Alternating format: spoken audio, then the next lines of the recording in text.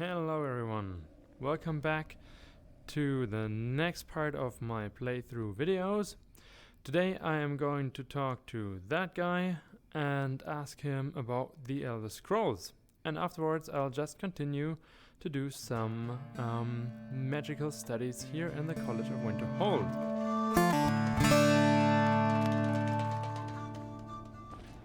So let's begin. Hello. Hello. I don't want to see you treating any of these books poorly. Are we clear? Yes, sorry. You take your work very seriously. Of course I do. If I didn't, most of these books would have been burned to ashes or dissolved to nothing before the Third Era. Mages need to be reminded to be careful around research materials. That does make sense, yes. Magic is quite dangerous. So, I'm looking for an Elder Scroll. And what do you plan to do with it? Do you even know what you're asking about? Not or quite. Are you just someone's errand boy? Well, just tell me more about the Elder Scrolls. I knew it. Everyone comes in here expecting my help, but they don't even have the proper questions. An Elder Scroll is an instrument of immense knowledge and power. To read an Elder Scroll, a person must have the most rigorously trained mind, or else risk madness. Even so, the Divines usually take the reader's sight as a price. The reader's sight? A price? Price for what? The simplest way to put it is knowledge, but there's nothing simple about an Elder Scroll. It's a reflection of all possible futures and all possible pasts. Each reader sees different reflections through different lenses, and may come away with a different reading. But at the same time, all of it is true. Even the falsehoods, especially the falsehoods. Yes, right. So do you have one that I could use?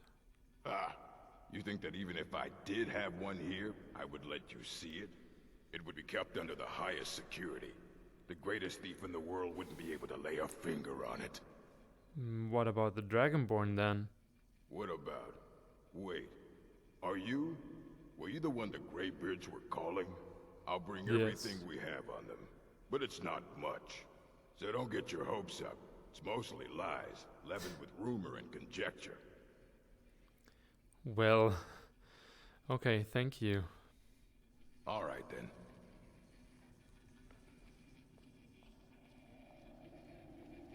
Nice.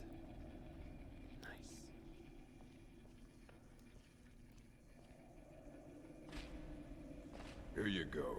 Try not to spill anything on them. Relax, man. Is that a staff? Just laying around here? Staff of fear. Yeah, I guess I do fear it. Requires key. I could cheat here. Well, let's do this. Ruminations on the Elder Scrolls. Effects of the Elder Scrolls. That does look interesting.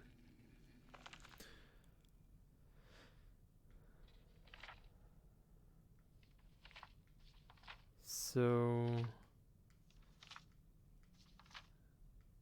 since this is a story part, I will actually just read this out for you. And for myself. It is widely known among scholars that the Elder Scrolls entail a certain hazard in their very reading. The mechanisms of the effects has at present been largely unknown. Theories of hidden knowledge and divine retribution were the suspect of idle speculation with little investigation. I, Justinius Polonius, have undertaken to thoroughly document the ailments afflicted by the Elder Scrolls on their readers. Though a unified theory of how they manifest continues to elude me and remains a subject for future study. That totally sounds like the paper I'm currently writing. I need to put that as a quotation into one of my papers. That's a life goal. Though a unified theory of how they manifest continues to elude me and remains a subject of future study. Yeah, maybe I'll somehow get that into one of my papers. Okay. I have grouped the effects into 4, finding that the avenue of experience depends largely upon the mind of the reader. If this is unclear, I hope that a proper dichotomy will lay it plain. I actually have to take a screenshot here so that I don't forget that I want this somehow in my research.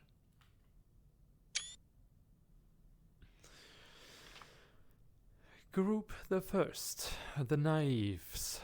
For one who has received no training in the history or nature of the Elder Scrolls, the scroll itself is effectively inert. No prophecy can be scried, nor knowledge obtained, while the scroll will not impart learning to the uninformed, nor will it afflict them in any adverse fashion. Visually, the scroll will appear to be awash in odd lettering and symbols. Those who know their astronomy often claim to recognize constellations in the patterns and connections, but such conjecture is impossible to further investigate, since the very nature of this study necessitates unlearned subjects. That makes sense. Group the second, the unguarded intellects. It is this second group that realizes the greatest danger from attempting to read the scrolls. These are subjects who have an understanding of the nature of the Elder Scrolls and possess sufficient knowledge to actually read what is inscribed there. They have not, however, developed adequate discipline to stave off the mind-shattering effects of having a glimpse of infinity. These unfortunate souls are struck immediately, irrevocably, and completely blind. Such is the price for overreaching one's faculties. It bears mentioning, though, that with the blindness also comes a fragment of that hidden knowledge, whether the future, the past, or the deep natures of being is dependent on the individual and their place in the greater spheres. But the knowledge does come. Group the third, mediated understanding. Alone in Tamriel, it would appear that only the cult of the ancestor moth, is that the cult of the ancestor moth, the flying thingy, insect, or is that well, the cult of the ancestor moth has discovered the discipline to properly guard one's mind when reading the scrolls. Their novitiates, I don't know that word. Their novitiates must undergo the most rigorous mental cultivation, and they often spend a decade or more at the monastery before being allowed to read their first Elder Scroll. The monks say this is for the initiate's own protection, as they must have witnessed many unguarded intellects among their more eager ranks. That's the people that were struck with blindness. With appropriate fortitude, these readers also receive blindness, though at a far lesser magnitude than the unguarded. Their vision fogs slightly, but they retain shape, color, and enough acuity to continue to read mundane texts. The knowledge they gain from the scroll is also tempered somewhat. It requires stages of meditation and reflection to fully appreciate and express what one saw. Group the fourth, illuminated understanding. Between the previous group and this one exists a continuum that has at present only been traversed by the monks of the ancestor moth. With continued readings, the monks become gradually more and more blind, but receive greater and more detailed knowledge. As they spend their waking hours pondering the revelations, they also receive a further degree of mental fortitude. There is, for every monk, a day of penultimate reading, when the only knowledge the Elder Scrolls imparts is that the monk's next reading shall be his last. For each monk, the penultimate reading comes at a different and unknowable time. Preliminary work has been done to predict the occurrence by charting the severity of an individual monk's blindness. But all who reach these later stages report that the increasing blindness seems to taper with increased readings. Some pose the notion that some other unseen sense is, in fact, continuing to diminish at this upper range, but I shall leave such postulations to philosophers. Okay. To prepare for his ultimate reading, a monk typically withdraws to seclusion in order to reflect upon a lifetime of revelations and appoint his mind for reception of his last. Upon this final reading he is forever blinded, as sure as those unguarded ones who raced to knowledge. The illuminated one, though, has retained his understanding over a lifetime and typically possesses a more integral notion of what has been revealed to him. It is hoped that this catalogue will provide useful to those who wish to further our mortal understanding of the Elder Scrolls. The moth priests remain aloof about these matters, taking the gradual debilitation that comes with reading as a point of pride. May this serve as a useful starting point for those hoping to take up such study. Dictated to Anstius Mechim, fourth of the last seed in the 126th year of the Second Era. That sounds kind of crazy and dangerous, and I'm not sure if I want to read such a scroll. I like seeing stuff. Now what do we have here? Ah, that was the quest book. Insane book. Okay, that sounds nice. I'm curious about that one. Ruminations on the Elder Scrolls by Septimus Cygnus, College of Winterhold. So it was a mage here, right? Imagine living beneath the waves with the strong-sighted blessing of most excellent fabric. Holding the fabric over your gills, you would begin to breathe, drink its warp and weft. Though the plant matter fibers imbue your soul, the wretched plankton would pollute the cloth until it stank to heavens of prophecy. This is one manner in which the scrolls first came to pass. But are we the sea, or the breather, or the fabric, or are we the breath itself? What? Can we flow through the scrolls as knowledge flows through being the water? Or are we the stuck morass of sea filth that gathers on the edge? Imagine again, this time but different. A bird cresting the wind is lifted by a gust and downed by a stone. But the stone can come from above. If the bird is upside down, where then did the gust come from? And which direction? Did the gods send either, or has the bird decreed their presence by her own mind-making? The all-sight of the scrolls makes a turning of the mind such that relative positions are absolute in their primacy. I ask you again to imagine for me. This time you are beneath the ground, a tiny acorn, planted by some well-meaning elf maiden of the woodlands for her pleasure. You wish to grow, but fear what you may become, so you push off the water, the dirt, the sun, to stay in your hole. But it is in the very pushing that you become a tree, in spite of yourself. How did that happen? The acorn is a kind of tree egg in this instance, and the knowledge is water and sun. We are the chicken inside the egg. What? But also the dirt. The knowledge from the scrolls is what we push against to become full-sighted ourselves. Our final imagination before your mind closes from the shock of ever knowing. You are now a flame, burning bright blue, with a vast emptiness.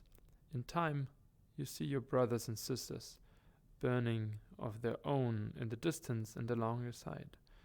A sea of pinpoints, a constellation of memories. Each burns bright, then flickers.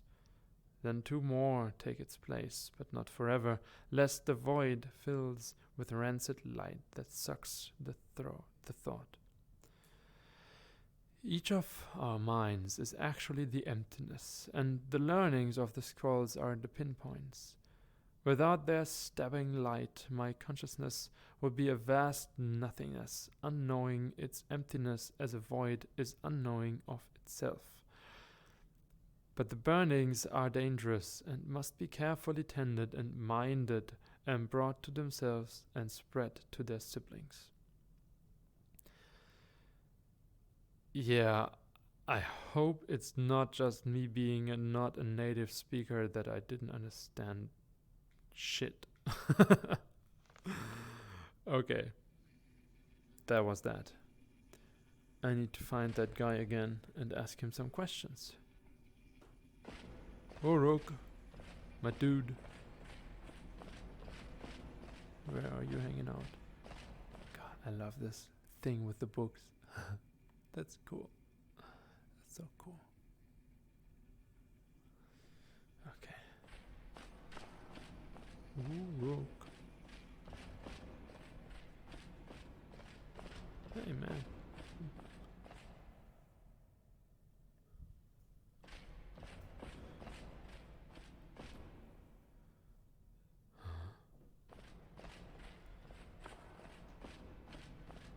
Where is the guy?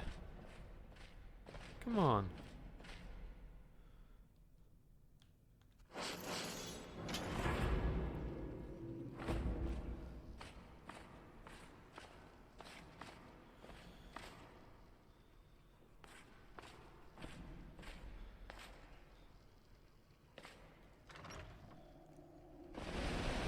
Whoa. Here, outside. Whoa. Oh my god, come on.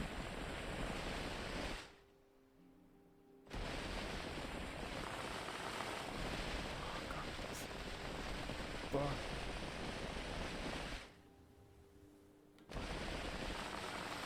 Oh, come on, man. Holy shit.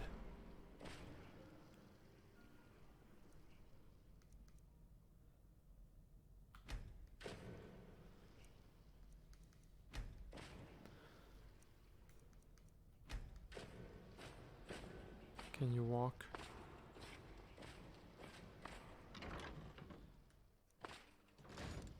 Okay. Welcome to the college. Really? Where do I have to go? Do I... learn the knowledge. Learn the location of the Elder Scroll. This is what I need to do. Ask VRIK.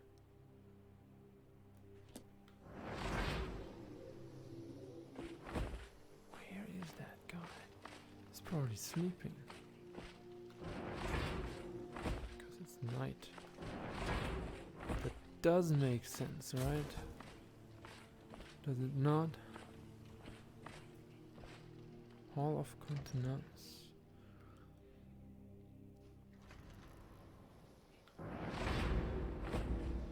Yeah, he's sleeping. Wooden door. Okay. Yeah, better not. Okay, I'm gonna take a rest. Do I have some way of chilling out? Yeah, let's just have a good rest here. Some food. Yummy. Venison chop. And wait a little. Oh yeah, it's late. Yeah. Let's just pretend the Dragonborn slept a little and it's now morning.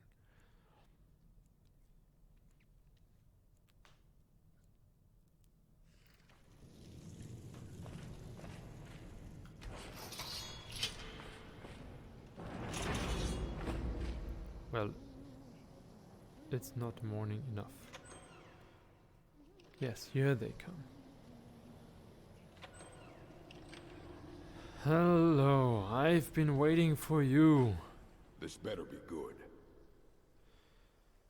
Yeah, well, you know, I've read the book, and this Ruminations book is absolutely incomprehensible. Yeah, I so agree with that. Aye, that's the work of Septimus Cygnus. He's the world's master of the nature of Elder Scrolls. But, well, he's been gone for a long while. Too long. Gone, huh? That's too bad. Where did he go? No, he's dead?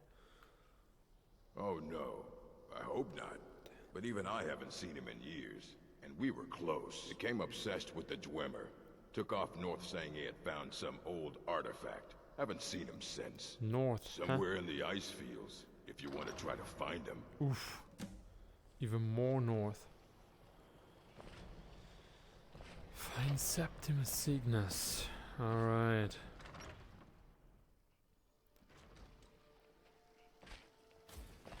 But other than that, I am now already at the college. So I think it's definitely worth it doing some college stuff.